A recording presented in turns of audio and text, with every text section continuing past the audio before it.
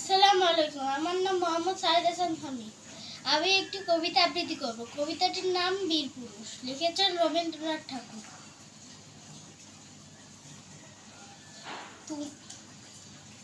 মনে করো যেন বিদেশ ঘুরে মাকে নিয়ে যাচ্ছি অনেক দূরে।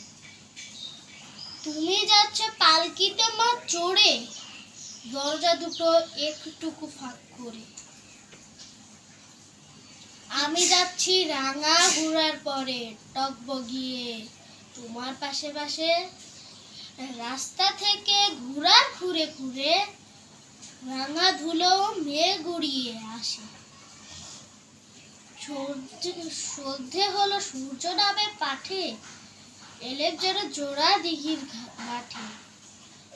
ধুধু করে যেদিক পানে চায়, কোনো খানে জনমানব নাই।